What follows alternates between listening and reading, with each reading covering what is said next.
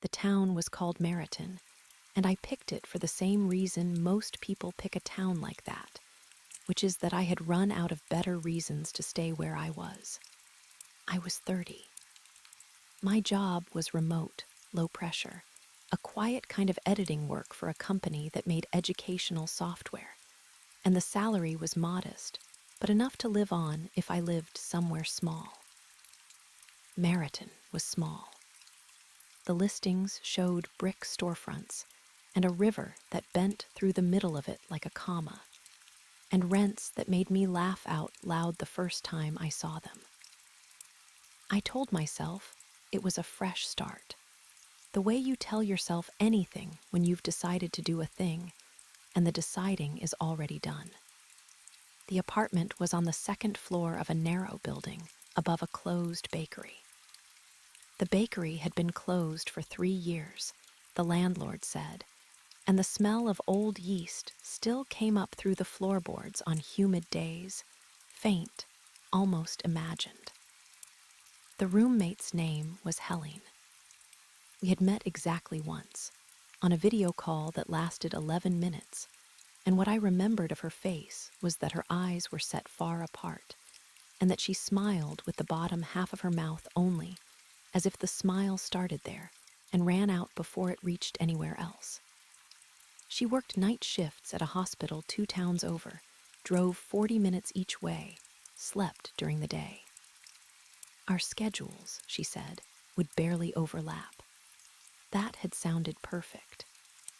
I drove in on a Sunday in late September with everything I owned in the back of my hatchback. The leaves were still mostly green, but had started to lose that wet brightness they have in summer, going dry at the edges, and the light came down through them in long gold bars across the road. I remember thinking the town looked like a memory of a town, the way old films look more like a place than the place itself ever did.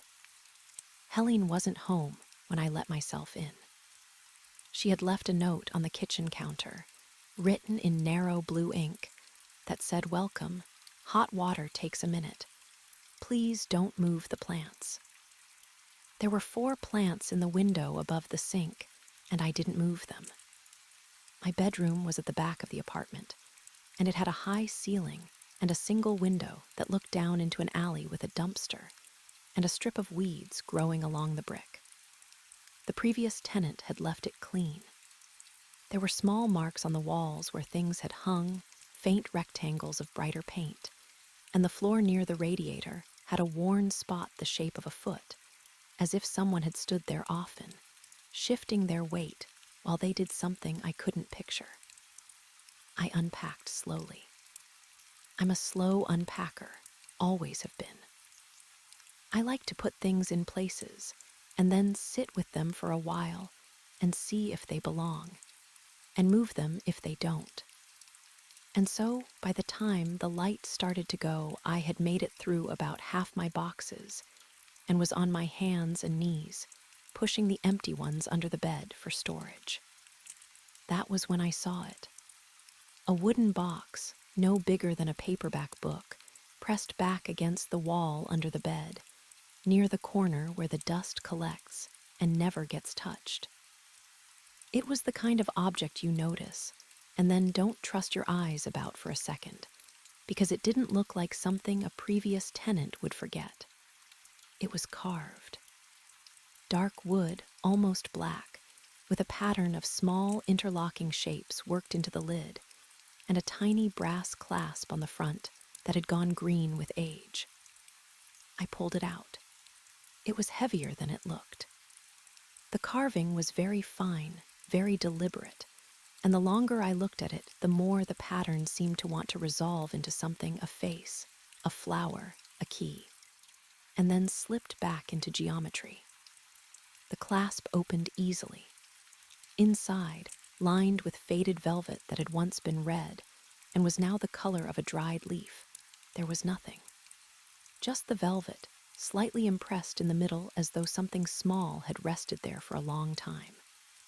I held the box for a while, turning it in my hands, and then I set it on my nightstand because I liked it, and I figured the previous tenant wouldn't be coming back for it 3 years later. That's what I told myself. I told myself it was a nice find. I told myself it was the apartment welcoming me. I went and made tea and didn't think about it again that night. In the morning, the box had something in it. I want to say that calmly, because that's how it was. There wasn't a moment of horror. There was a moment of confusion that lasted about a half second, and then a kind of soft, sliding feeling, the way it feels when you realize you've been thinking about a song, and then it comes on the radio. I had opened the box because I was looking for a place to put a pair of earrings I'd taken out the night before. And inside, on the velvet, was a folded square of paper. Cream-colored, slightly textured, folded twice. I unfolded it. The handwriting was almost mine. I want you to understand what that means, because I've thought about it a lot since. It wasn't mine. If you'd shown me the note and told me I'd written it, I would have said no. I don't make my G's like that. My A's are rounder.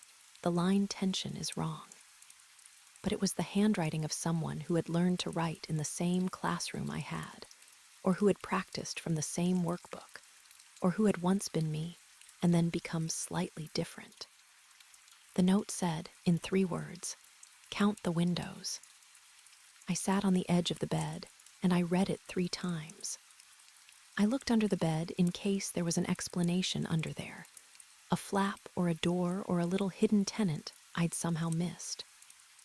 There wasn't. The box was just a box, dark wood, faded velvet, and a folded note that hadn't been there the night before. I told myself Helene must have come in. Helene must have a key to this room. It was her apartment, after all, and I had only just moved in. And Helene had a sense of humor I didn't yet know about. And this was a welcome prank, or a hazing, or some Mareton tradition I'd find out about over coffee in a week. I didn't quite believe that, but I told myself. I counted the windows anyway. There were 11 in the apartment. 2 in my room, no, wait, 1 in my room. I'd been thinking of the mirror. 1 in my room, 3 in the living room, 2 in Helene's room, which I glanced into through the half-open door, 2 in the kitchen, 2 in the bathroom, which surprised me because I hadn't noticed the second one before. A small, frosted square up near the ceiling that you couldn't really see out of. 11. I wrote the number on the back of the note because it seemed the kind of thing you should write down. Then I refolded the note and put it back in the box and closed the lid. That afternoon, I met Helene properly. She came in around 4 before her shift, and she was tall and thin and had a way of moving through the kitchen as if she were threading a needle, never bumping anything, never reaching twice. We talked for maybe 20 minutes. She told me about the bakery downstairs and how the smell came up sometimes, and how at first she'd hated it, and then she'd started to find it comforting. She told me the building creaked at night and not to worry about it. She told me the 3rd stair from the top was loose. She did not mention any box. I didn't bring it up. I don't know why. Or I do know why. I had decided already, without admitting it to myself, that if she'd put the note there, she wouldn't tell me.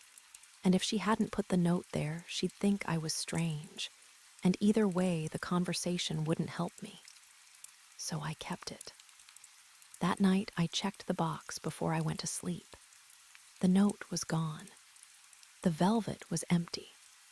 I lay awake for a long time after that, watching the ceiling, listening to the building creak the way she had said it would, and thinking about what kind of person folds a piece of paper twice instead of once or 3 times. Twice is a careful number.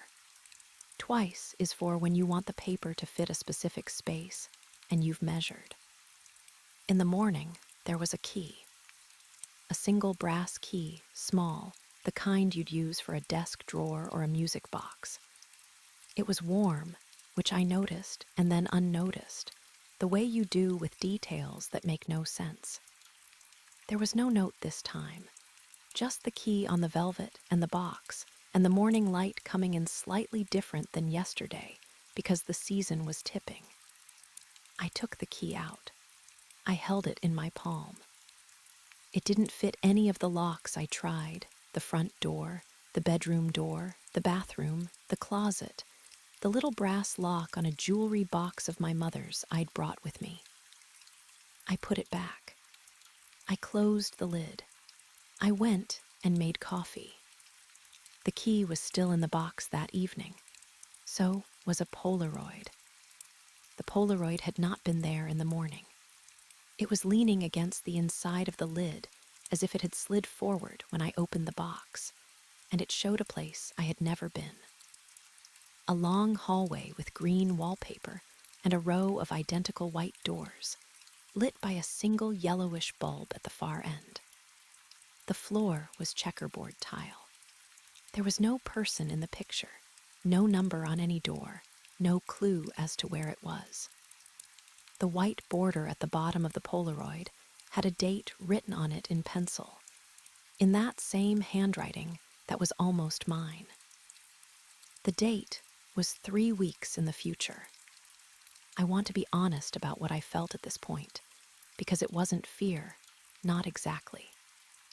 It was the feeling you get when a math problem you didn't think you could solve starts solving itself in your head, and you're partly thrilled and partly worried because you don't know where the answer is coming from.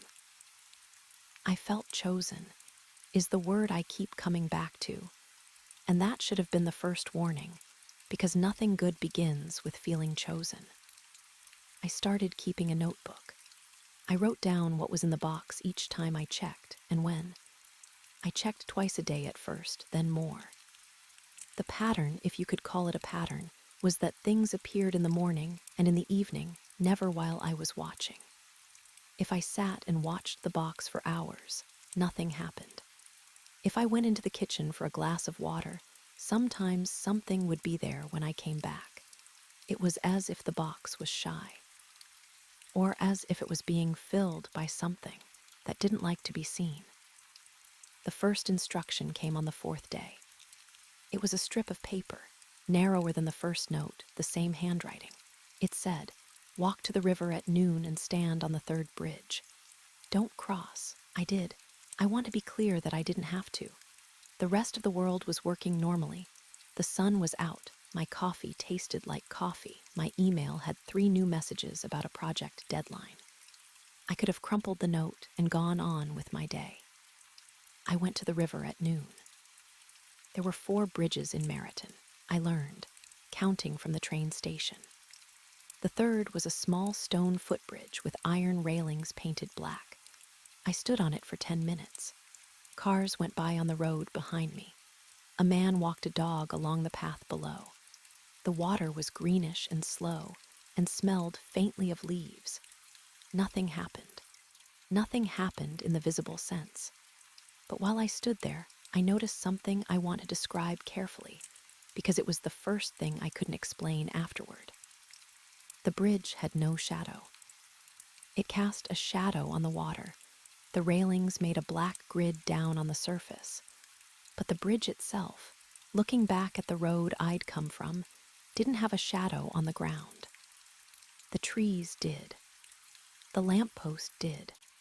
The bridge stood there in full sun, and the sun went straight through where its shadow should have been. I looked at this for a while, and then I told myself I was being silly, that the angle was wrong, that the bridge was over water, so of course. And I walked back to the apartment, and the entire walk back, I kept turning around to check. And each time I turned, I told myself it was fine. That night the box had another note. Good, now the alley. The alley was the one outside my window, the one with the dumpster and the weeds. The note said to go down at 3 in the morning and stand at the far end where the brick wall met the chain link. I want to say I refused. I want to say I had the sense to refuse. I went. I went in my coat over my pajamas, with my keys in my fist, and I stood at the end of the alley in the dark for what I think was 9 minutes, although I didn't time it. The streetlight above me buzzed the way streetlights do. A cat went by. And then, while I was standing there, the streetlight went out, not flickered, not died, but quietly stopped, the way a light in a film stops when someone hits the switch, and the alley went dark. And in that darkness, I could see, very clearly, that the brick wall in front of me wasn't a wall. It was a painting of a wall. I don't know how to explain this, except to say that bricks have a thickness you can feel even with your eyes, and this wall had no thickness. It was a flat surface, like a backdrop. And behind it, I could feel air moving, the way you feel an empty room behind a closed door. The streetlight came back on. The wall was a wall again. I went upstairs and washed my face and got into bed and slept hard and dreamlessly until the alarm. I tried to tell Helene. I had been there a week and a half by then, and we were getting along, in the way that you get along with someone you barely overlap with politely, with small kindnesses, refilling the kettle when you'd used the last of it, taping the trash bag shut before you left it by the door. I tried to tell her on a Saturday morning when she was off shift, and we both ended up in the kitchen at the same time. I told her about the box. I told her about the notes. I tried to keep my voice light, like it was a fun thing, like I was sharing a story. She listened with her head slightly tilted and her hands wrapped around her mug, and when I was done, she said, "I think the building has bad airflow. I get weird ideas in here too. Mold can do that." I said it wasn't mold. I said the items were physical. They weren't ideas. I had them in a notebook. She said she wasn't saying I was making it up. She said she was saying our brains were soft animals and they reacted to environments in ways we didn't always notice, and that maybe I should crack a window. Then she said, more gently, that moving was hard and lonely, and she'd been there too. She put her hand on my arm for a second when she said this. Her hand was very cold. Then she went to put on her shoes for a walk, and the conversation was over, and I had the strangest feeling that she had practiced it. The instructions kept coming. They got more specific. Sit in the back booth of the diner on 4th Street between 4 and 4:30. Don't order, listen. I sat, I listened. There were 2 women in the booth behind me, and they were talking about a woman named Alma who had moved away, and one of them said, "You know, she always said the wrong thing in that apartment," and the other said, "Well, that's what apartment does." I wrote it down on a napkin. Apartment, no the. I went home. Take the brass key to the post office. Look at the wall of PO boxes. Find the one your key opens. The PO boxes were brass, hundreds of them in long, polished rows, and I wandered past them like a tourist for almost an hour before my key, in box 117, slid in and turned. There was nothing inside. The box was clean and empty and smelled faintly of paper. I closed it and locked it and left. And as I was leaving, the postmaster looked up at me from her counter and said, "Oh, you're new," and smiled in a way I didn't like. Her teeth were too even. I started noticing things on my own after that, without the boxes prompting. And I think this is the part I most want to get right, because it's the part that did the real work on me. I started noticing that the pigeons in the square never landed. They circled and never came down to peck at anything. I started noticing that my bathroom mirror, when I looked at it from the doorway, showed the bathroom from a slightly different angle than I was looking. Not impossibly different. Maybe 2 degrees off. I started noticing that the bakery sign downstairs, the one for the closed bakery, was lit at night, even though Helene had said the place had been shut for 3 years. I started noticing the seam. The seam is what I came to call it. It was the place where the wallpaper of the world didn't quite line up. You could see it if you knew to look, in the corners of rooms, in the strip where the sidewalk met the street, in the line where the sky met the roofline of a building. There was a faint discontinuity, as if two prints had been taped together by someone careful, but not careful enough. I began to see it everywhere. I would be walking, and the world would suddenly look like a beautifully painted set, every detail right, and just along the edges, the seam. The next note in the box said, "Don't run." I want to talk about Helene now, because she changed. The first stage was dismissal, which I've described. The second stage was something I'd call wary friendliness. She was nicer to me. She brought home pastries from a place she liked across town and left them on the counter labeled "For You" in her narrow blue ink. She suggested we go for walks together on her days off. She asked me, in a tone that was almost casual, how I was sleeping, how I was eating, whether I had family I talked to regularly, whether I'd thought about therapy. There was a good clinic in town. She could give me the number. She'd gone there herself for a while when she'd first moved. I understand now what she was doing. I didn't then. Then I thought she was being kind. I thanked her. I told her I'd think about the clinic. I didn't make an appointment. I kept my notebook. I kept the box. The third stage was hostility. It came on slowly, but it came. It started one morning when I had been up half the night because the box had given me a long instruction. Go to the cemetery on the east side of town at moonrise. Find the marker with no name on it. Place your right hand flat on it for 3 full minutes. And when I had done it, the marker had been warm, like the brass key. And underneath my palm, I had felt the very faint vibration of something moving below the ground. I came home shaking. Not from fear, exactly.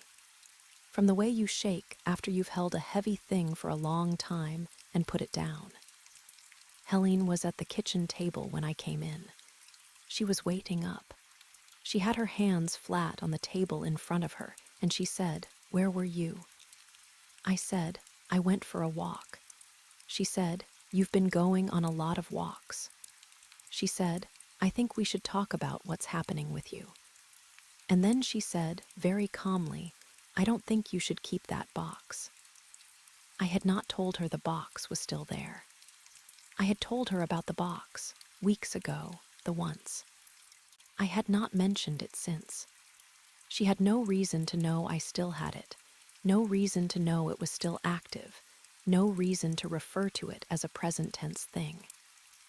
And yet here she was, at the table, at 5:15 in the morning, telling me what to do with it. I asked her how she knew about it. She said, "You told me about it." I said, "Weeks ago." I said, "I told you it was nothing. I told you you were right. I told you it was the airflow." She blinked at me. She said, "Then there's no problem then. There's no box, right? So we're just talking. And I want to tell you," I said, "that if you're keeping it, if you're doing what it tells you, that's a problem." There was a long quiet. I could hear the pipes in the wall ticking the way they did when the heat came on.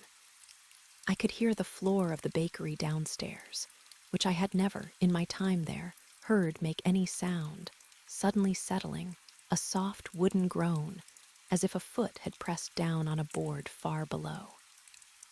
I said, "Helene, how would you know I was doing what it told me?" She said, "Lucky guess." She said it the way someone says it when they have already decided you are not going to believe them, and they are not going to try to make you. She went to bed. I sat at the table for an hour. I didn't sleep that night. After that, she stopped pretending. The pastries stopped. The friendly notes stopped. She started leaving doors open behind her, the door to her room, the bathroom door, the front door once, when she went out to take the trash, so that for 10 minutes the apartment was just me and the open hallway and the cold air coming up the stairs. she stopped saying my name. She would gesture at me, or address me as you, in a flat way, as if my name had become a thing she didn't want in her mouth. Once I came home, and all the plants in the kitchen window had been turned around so they faced inward, into the apartment, instead of out toward the light. She had told me on the first day not to move the plants. I didn't move them. She had moved them, and she had wanted me to see. The box gave me the last instruction on a Thursday. I will tell you what it said, and then I will tell you what I did, and then I will be very nearly done. It said, tomorrow morning at 6, walk into the bakery downstairs through the back door. The back door isn't locked. Walk to the kitchen. Stand at the bread oven. Don't open it. Just stand there. You'll know. I sat with that note for a long time. I had done everything else the box had told me. I had stood on bridges and in alleys and in cemeteries and in the diner and at the post office. Each instruction had been a small thing, and each small thing had pulled a thread, and the threads had been showing me the seam, and the seam had been everywhere, and I had begun to understand, in a way I cannot fully put into words, that the place I was living in had been built, that Mareton had been put there, that my apartment, my job, my polite roommate with her plants, and her hospital shifts had been arranged for me by something or someone with a great deal of patience, and an interest in what I would do once I noticed. I want to be careful here. I don't think this means the people weren't real.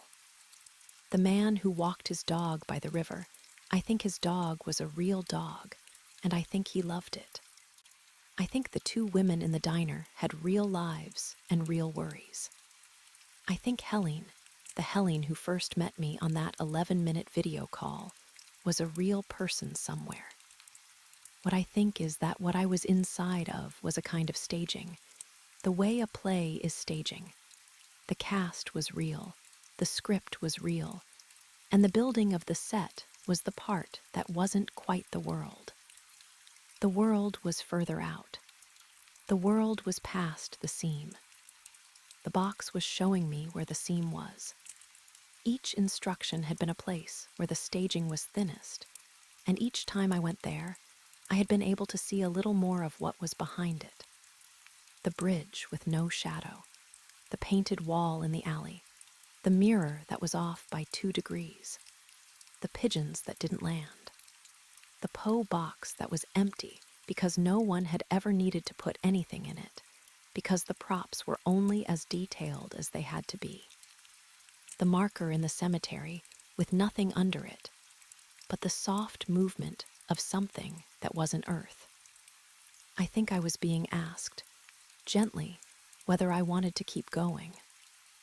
I went down to the bakery at 6. I want to tell you it took courage, but I don't think it did. I had already crossed something by then. The courage had been used up early, on the alley, on the cemetery, on the morning I had told Helene I knew. By the time I went down the stairs in my coat, in the soft pre-dawn quiet of the building, I was not afraid. I was awake. There is a difference. The back door wasn't locked. The bakery smelled, faintly, of yeast, the way it always had through the floorboards. There was light inside, although the bakery had been closed for 3 years, a low, warm light from somewhere behind the counter. I walked through. The kitchen was clean. The bread oven was a black iron thing, old, the kind they don't make anymore, and I went and stood in front of it, and I didn't open it, and after a while I understood what I was meant to feel. It was warm. It had been warm for a long time. Something inside it was being kept ready. I stood there for I don't know how long, and while I stood there, I could feel, behind me, the seam of the kitchen, of the bakery, of the building, of the town, all of it as one long taped edge running through everything I had taken to be real. I could feel it the way you feel a room behind a wall, not with your hands, but with the part of you that knows when it's not alone. And I understood, standing there, that the box had not been giving me tasks. The box had been giving me a choice. It had been showing me, slowly and patiently, what it would mean to know. It had been asking me whether I wanted to keep being asked. I think a kinder person than me, or a more sensible person, might have walked out of the bakery and gone upstairs and put the box in a paper bag and dropped it in the river and gone back to the work that had brought me to Mareton and gone back to Helene and gone back to the small life I had moved here for. I think that person would have lived a life that, from the outside, would have looked very much like the life I have now. I want you to keep that in mind. I walked out of the bakery. I went upstairs. Helene was awake. She was standing in the hallway in her coat with her car keys in her hand, as if she'd just come in, although her hospital shift didn't end until 8. She looked at me the way you look at someone you've decided about. She said, "You went down there." I said, "Yes." She said, "I told you not to keep that box." I said, "You did." She said, "I'm not going to be able to live with you anymore." I want to tell you that this hurt. It did. It hurt in a way that I did not expect, because I had not, until that moment, understood how much I had wanted her to come with me. I had wanted her to see what I saw. I had wanted to hand her the polaroid and have her say, "Oh, yes, I know that hallway," and I had wanted us to walk through the seam together like sisters at the edge of a field. That was not what was happening. What was happening was that she was standing in our hallway with her car keys, telling me, very kindly, in the same voice she had used to recommend the clinic, that the part of the world she lived in did not have room for the part I had walked into. I said I understood. I said I would find somewhere else. She nodded. She didn't move. We stood there in the hall for a while, the two of us, and I could see, very faintly, the seam running down the wall behind her, between two strips of wallpaper that did not quite match, and I could see that she could not see it, and would not see it, and that this was what she was telling me. That I had become a person on the other side of a thing she could not perceive. That the cost of waking up was that you woke up alone. I left that morning. I packed in 2 hours. I took the box with me. Helene watched me carry boxes down the stairs without offering to help, and without saying anything and without crying. And at the door she said, "Take care of yourself." And I said, "You too." And we both meant it, in the way you mean things to someone you will not see again. I live somewhere else now. I won't tell you where. The box is here.